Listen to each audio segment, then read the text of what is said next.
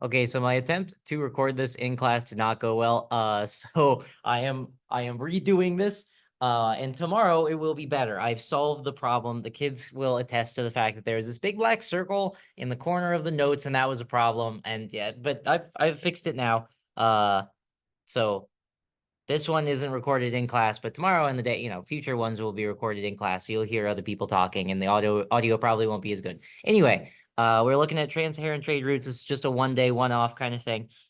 We've looked at the Silk Road. We've looked at the Indian Ocean trade routes. This is the third and final of these inter-regional trade route systems. We are especially interested in the economic side of things here. That's kind of the theme. That's the topic. And we're really only interested in states and culture as it relates to trade and the expansion of trade over time. So these are literally, this is a map of these trade routes, where they would go. Notice more of them are in Western Africa than Eastern Africa. That's mostly a factor of it being easier to travel across the Sahara in Western Africa. There are more oases and wells in between North Africa and West Africa than there are North Africa. And stop moving automatically. Don't do that.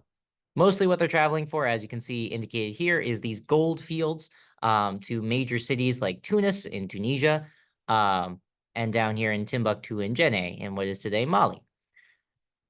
So Northern Africa does play a role in these other two massive interregional trade networks. The Silk Road kind of terminates in North Africa. And the Indian Ocean trade routes kind of connect it. Stop doing that. Go back. The Indian Ocean trade routes kind of connect in as well.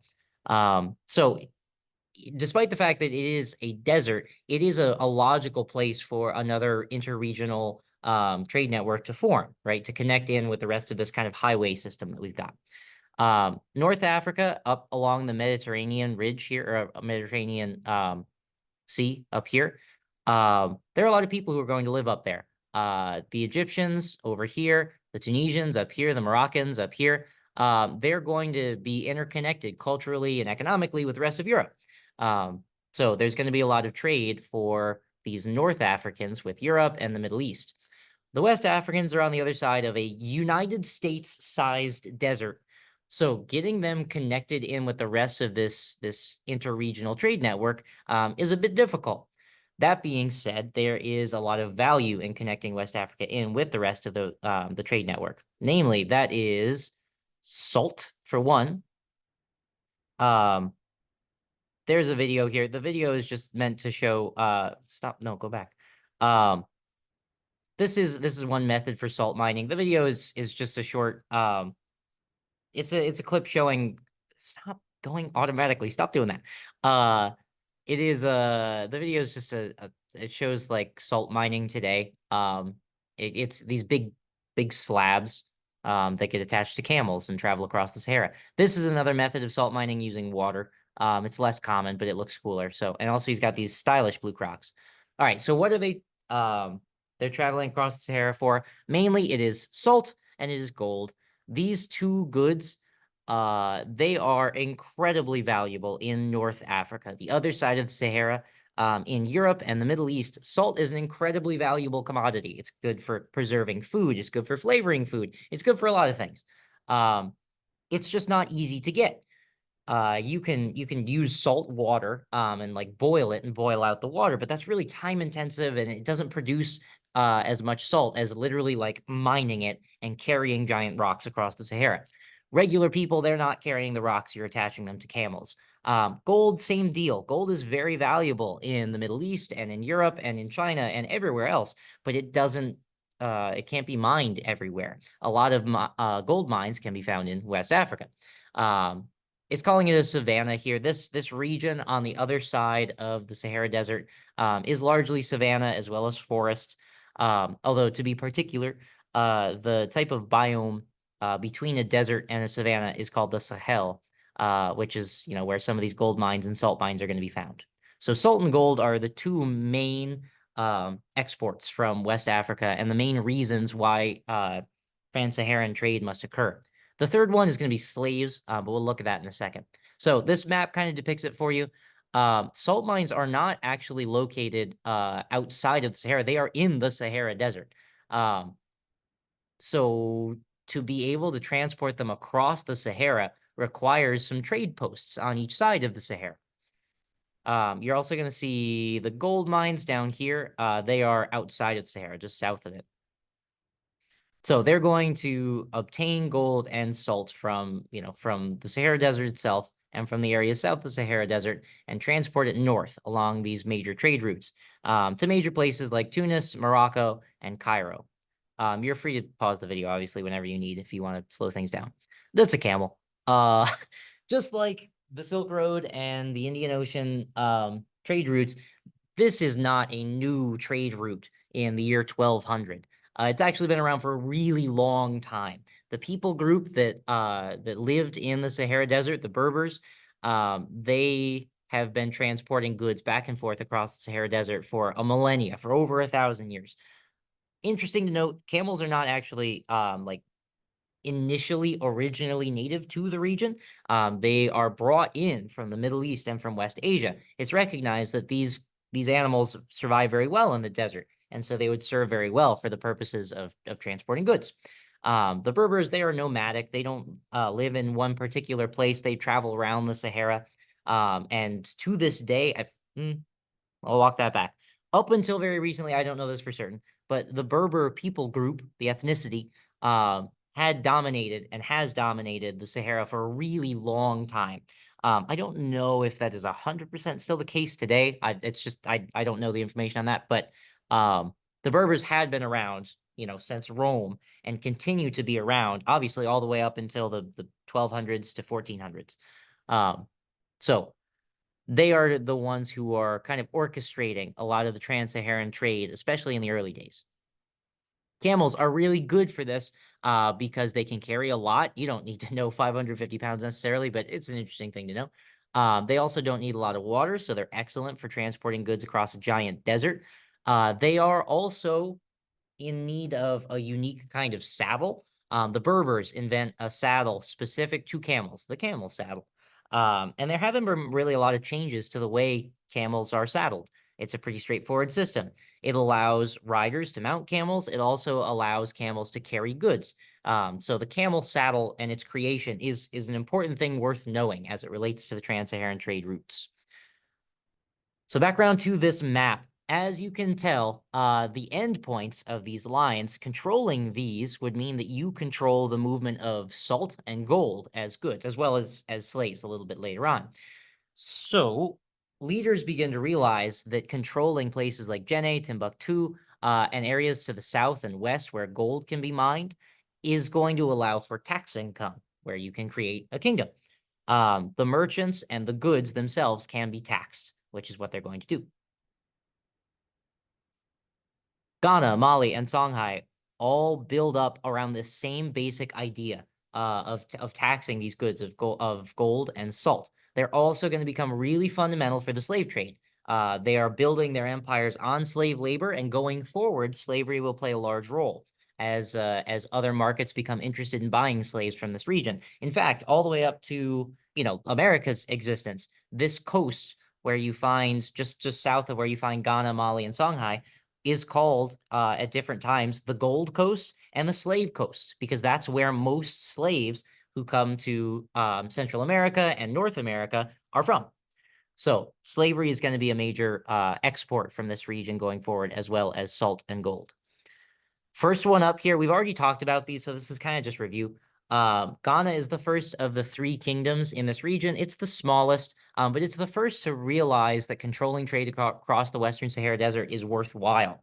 Gold, salt, and slaves are their main three exports. They're controlling the salt mines, and they are controlling access to the gold mines further south. So they are your primary trade point if you are interested in buying any of those three goods in North Africa. Ghana was not cool with the growth of Islam. They did not convert. In fact, they resisted the expansion of Islam, but ultimately they were unable to stop the growth of Islam. The Dar al-Islam broadly caused their collapse. They were conquered by Arabs in 1076. Just a little bit on their society. Part of the reason why Ghana was very successful was their structure of government prioritized merchants. You had your government officials all the way up on top, right? Your nobles. But then merchants were treated with high levels of respect because it was recognized that the state only exists because of these merchants, because they are, contributing taxes and contributing this sale of goods like salt, slaves, and gold. After Ghana, some time passes, and the Mali Empire enters the stage. That is the sequel, kind of. It takes over the same area. This was Ghana over here. Mali is a little bit bigger. To be particular, Mali starts a little bit further west over here in Senegal is kind of the origin of Mali, and then it takes over the area that was formerly Ghana, and then expands at its highest point all the way over to Timbuktu and even Gao at one point, although it doesn't hold on to Gao forever. They are doing the same kind of thing as Ghana. They are controlling gold mines and they are controlling the salt trade to make a profit. This is the more famous one, the Empire of Mali, largely because of the big guy Mansa Musa. He is that really rich king from Mali who travels on a Hajj to Mecca. And on his way through, he gave out so much gold that he collapsed the economies of several states along the way. He also converts the empire to Islam, and he does that specifically to increase the ability of his empire to buy and sell with the larger world. By by the 1200s, when Mansa Musa is around, he recognizes that there are these interregional, markets that exist. There is an Indian Ocean trade, there is a Silk Road trade, and he recognizes that he wants his empire to control a healthy portion of one of these large trade networks. And the only way to do that is to become friends with the people on the other side of the Sahara Desert, the Muslims. So he converts to improve trade relations. Mali doesn't stick around forever, though. Ultimately, Mansa Musa doesn't live forever. Future Mansas, future kings of this empire, are less successful. It is organized through kind of a system of states, kind of like we have, and they eat each other. They tear each other apart. By the 1400s, they are unable to keep each other to keep from killing each other. The third and final iteration here, this is the biggest one. And again, you'll notice Ghana. Its boundaries are here. Mali, a little bit further. Songhai, it occupies even more land further to the east. Today, that's the country of Mali, but also including a large chunk of Nigeria and Niger, and Burkina Faso, and some area all the way over, some area all the way over to Senegal. Songhai is the last of the three. It's the only one that you don't really have notes on yet, so we emphasize that one a little bit more here. Songhai was not new. This isn't exactly like Mali, where it's kind of a direct sequel to Ghana. Songhai was a small country that existed next door to Ghana when Ghana was around much earlier. The rulers of Songhai, they recognized when Ghana was fighting against the growth of Islam that they were not going to be able to stand against that. So they converted to Islam around the time that Ghana falls. At the same time as Mali is collapsing, the king of Songhai recognizes that a civil war is a great opportunity for his kingdom to grow and to ultimately conquer this former empire. The cities of Djenné and Timbuktu, they are endpoints of these long trade networks. And so controlling them provides an incredible amount of wealth and influence for his new kingdom, for the Empire of Songhai. Timbuktu is also significant, not just for trade, it was also a major hub for learning. I don't know what they're doing out there. Major hub for learning, kind of like Baghdad had its own House of Wisdom. It had a major university, a lot of emphasis on learning and books. So culturally speaking, Timbuktu was significant as well. Just to give you a sense of scale here, Ghana is the smallest of these three things, three blobby shapes. That's the orange one. Mali a little bit bigger, and Songhai even further. I will note Songhai is spelled either with an I or a Y. It's been translated either way. Frankly, I think it's easier to remember it with a Y than an I, because I look at Songhai with the I and it kind of just looks like Shanghai, and Shanghai is in East Asia. So I get them mixed up. If you spell it with a Y, it's a little easier to remember where this one is. Regardless, it can be spelled either way. Most of the rest of the places on this map aren't things I need you to recognize, but I do want you to be aware they are not the only places that rise and fall in this region. Over time, you also get you get other empires and kingdoms further east of Ghana, Mali, and Songhai, like the Hausa, the Yoruba. All the way on the other side of Africa, you have Axum, which becomes Ethiopia. And then down south, you have some small empires and small kingdoms that form. But for the most part, most action is occurring here in West Africa because it can be interconnected with the rest of the caliphates. It can be interconnected with the rest of these trade networks. Whereas, those other ones down there, they have jungles in between them and trade networks. Songhai does the same thing that Ghana and Mali does. It uses force to protect trade routes. And by doing so, it's able to make money. By the 1450s, it is the largest kingdom that Africa produces in its history. The Songhai they don't just get that win because they control big chunks of the Sahara Desert. Its land to the east does have a lot of people in it. So it isn't just, it isn't just because they control the right pieces of land. Going on right here. The guy who builds the Songhai Empire, Soni Ali, he's not a great dude. He is a tyrant by the most standard definition. He was not, his word was law. He demanded total obedience. He was not, he was a jerk, frankly, to the other kings or the other people within his kingdom. However, he recognized that his kingdom, he could not enforce one religion, despite his tendency toward tyranny.